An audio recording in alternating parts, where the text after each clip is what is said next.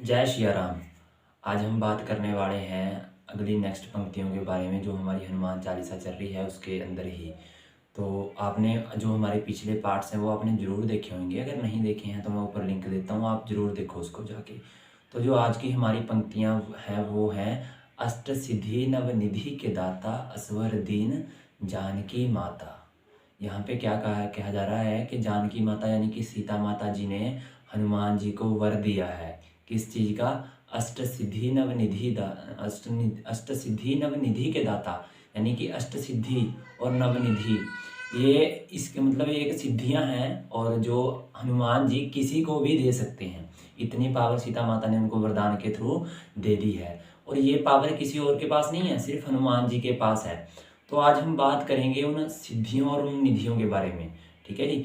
तो अभी हो सकता है ना कुछ लोगों को जो मैं चीज़ें बताऊंगा आगे उनके ऊपर विश्वास ना हो, क्योंकि वो सिद्धियां और निधियां मतलब ऐसी चीज़ें हैं जो कहने का मतलब है जो लोगों को पता नहीं है, मतलब लोग उसको जानते नहीं हैं, लोगों को यकीन नहीं होता कि ये भी हो सकता है और ये भी हो सकता है, तो फिर यकीन नहीं करते। अब जो मतलब जिसने कहने का मतलब है जिसने वो चीज़ें देखी हैं या जिनको विश्वास है भगवान के ऊपर, वो तो सारा कुछ करते हैं, मतलब वो तो मानेंगे इसको कि आराम से मान लेंगे कि हाँ जी ये हो सकता है। पर लेकिन जो लोग भगवान को नहीं मानते या फिर वो उनकी सोच वहाँ तक नहीं है तो वो नहीं मानेंगे, और ज़्यादातर लोग ऐसे ही होते हैं जो नहीं मानेंगे। तो देखो जो सच है वो तो है ही है, आप मानो चाहे ना मानो। ठीक है। तो जैसे अभी अगर मान लो अमेरिका की बात करें, अमेरिका है तो अमेरिका है, चाहे आपने देखा है चाहे आपने नहीं देखा है। चाइना है, चाहे आपने देखा है चाहे नहीं देखा है। आप ये नहीं कह सकते अगर मैंने नहीं देखा तो वो नहीं है, वो है। वो उसको वो अस्तित्व में है, वो मैप के अंदर है। ठीक है। लोग वहाँ पे जाते हैं। ठीक है। लोग उसको देखते हैं, लोग उसको फील करते हैं। बस अगर आपने नहीं देखा तो इसका मतलब ये तो बिल्कुल भी नहीं है कि वो है ही नहीं। ठीक है ना। तो आज हम इसी के ऊपर उन आठ आठ सिद्धियों के बारे में बात करेंगे सबसे पहले, कि वो आठ सिद्धियां क्या हैं। सबसे पहली सिद्धि है अगीमा। अगीमा का मतलब क्या है कि इस ये वो सिद्धि है जिसके अंदर मतलब जो जिसके पास ये सिद्धि है वो क्या कर सकता है, वो अपने रूप को जितना चाहे उतना छोटा कर सकता है। मतलब जितना भी चाहे, छोटे से छोटा, छोटे से छोटा, छोटे से छोटा। ठीक है। तो इस चीज़ का हनुमान जी ने कहाँ पे प्रयोग किया था? जब उसे समुद्र में जाते टाइम उसे जो राक्षसी मिली थी उसके मुंह में से निकल के जाने के लिए उसने इस सिद्धि का यूज़ किया था। हनुमान जी के पास ये वाली सिद्धि है सबसे पहले नंबर। दूसरी है महिमा। महिमा का क्या है? महिमा के अंदर आप जितना चाहो अपने रूप को बड़ा कर सकते हो, जितना चाहो अपने रूप को, और जितने बड़े से बड़ा, बड़ा से बड़ा जितना आप करना चाहो उतना बड़ा कर सकते हो अपने स्वरूप को। तीसरे नंबर पे आती है लघिमा। लघिमा का मतलब क्या है कि जो हमने बड़ा रूप मतलब जो सिद्धि के द्वारा हमने बड़े से बड़ा या छोटे से छोटा रूप धारण किया है, उसके बाद अपने असली रूप में आना, वो जो सिद्धि है वो है लघिमा। फिर आती है गरिमा।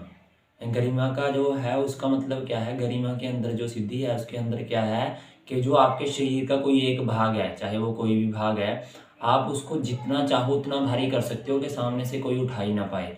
जैसे आपने देखा होगा कि आपने सुना होगा कि हनुमान जी ने अपनी मतलब वहाँ पे जो पैर रखा था उसको कोई उठा नहीं पाया था, नहीं? तो वो चीज़ आपने सुनी होगी, तो वहाँ पे भी वो ये वाली सिद्धि काम करती है। और गरिमा का एक और एग्जाम्पल है। गरिमा के अंदर मतलब आपने शायद ये वाली कथा भी सुनी होगी कि हनुमान जी एक बार बीच रास्ते में अपनी मतलब ऐसे लेट गए थे, और उन्होंने भीम को बोला था कि भीम को लगता था कि शायद मैं ही सबसे महाबली हूँ।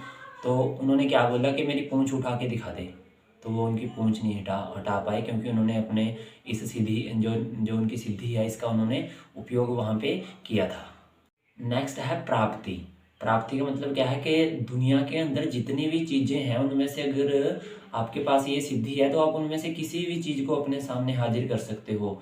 चाहे वो खाने की चीज़ है, चाहे वो पहनने की चीज़ है, चाहे वो रहने का घर है, ठीक है, या फिर गाड़ी है, कोई बंगला है, कुछ भी है, आप हर एक चीज़ को अपने पास हासिल कर सकते हो अगर आपके पास प्राप्ति सिद्धि है। नेक्स्ट है प्रकाशय। प्रकाशय में क्या है कि धरती पर, जल पर, आकाश में आप हर कहीं चल सकते हो अगर आपके पास ये वाली सिद्धि है। ठीक है जी। नेक्स्ट है वशीतव। वशीतव का मतलब क्या है कि पूरे संसार को आप अपने वश में कर सकते हो। कौन सी सिद्धि से? वशीतव सिद्धि से। आठवीं सिद्धि है ईशितव। ईशितव का मतलब क्या है कि सब तरफ आपका स्वामित्व हो जाना। यानी कि जैसे आपने देखा होगा कि जो हनुमान जी है उनको कपीश बोला जाता है, यानी कि बंदरों के कपियों के सबसे बड़े ईश, ठीक है। बट लेकिन अगर उनसे ऊपर बात करें तो उनसे ऊपर तो जिनके पास वो रहते थे वो भी तो उनसे ऊपर थे, बट लेकिन उनको कपीश नहीं बोला जाता, कपीश हनुमान जी को बोला जाता है। यानी कि ये असलियत में राजा थे नहीं, ईश थे नहीं, बट ईश बोला जाता है, ठीक है जी। तो यानी कि ये इनके पास सिद्धि है। तो आज हमने 8 सिद्धियों के बारे में बात करी है। हम नवनिधियों के बारे में नेक्स्ट वीडियो के अंदर बात करेंगे। तो अगर आपको सिद्धियों के बारे में पता लगा है तो आप ज़रूर बताएं। और ये सिद्धियां हनुमान जी के पास थी, हम ये नहीं बता रहे कि आपने ये हासिल करनी है। हमें हासिल करने के लिए बहुत सारी तपस्या करनी पड़ सकती है, बट हम सिंपल सा काम कर सकते हैं। हनुमान जी को अगर खुश करते हैं, हनुमान जी को अगर प्रसन्न करते हैं, उनकी सच्चे दिल से सेवा करते हैं, तो हम ये सिद्धियां प्राप्त कर सकते हैं।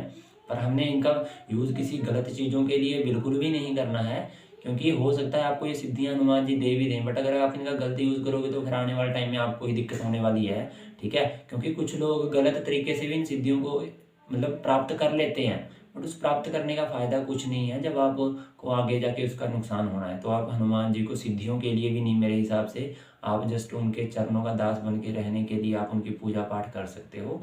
ऐसे लालच में तो मेरे ख्याल से आपको पूजा बिल्कुल भी नहीं करनी चाहिए, ठीक है ना, कि मुझे स्वर्ग की प्राप्ति हो जाए, ठीक है, या फिर मुझे ऐसी कुछ सिद्धियां मिल जाएं जिनसे मैं अपनी इच्छाएं पूरी कर सकूं, ठीक है ना। तो फिर भक्ति में लाइन में जाने का कोई फ़ायदा ही नहीं है अगर आप ये चीज़ें लेके यहाँ पे आ रहे हो, ठीक है जी। तो मेरे ख्याल से आपको सारा कुछ क्लियर हो गया होगा। इस वीडियो के अंदर भी हमारी सिद्धियाँ हैं, जो उनके बारे जो हनुमान जी के पास सिद्धियाँ हैं वो आपको क्लियर होगी होंगी। हम निधियों के बारे में नेक्स्ट वीडियो के अंदर बात करेंगे, ठीक है, कि वो कौन सी 9 निधियाँ हैं जो हनुमान जी के पास हैं और वो किसी को भी दे सकते हैं, ठीक है जी। तो आज के लिए इतना ही। चैनल सब्सक्राइब कर लें, ठीक है। वीडियो को लाइक करें, कमेंट करें, जो भी आप कमेंट में लिखना चाहते हैं लिख सकते हो, ठीक है जी। बाकी नेक्स्ट वीडियो के अंदर मिलेंगे, तब तक के लिए जय श्री राम।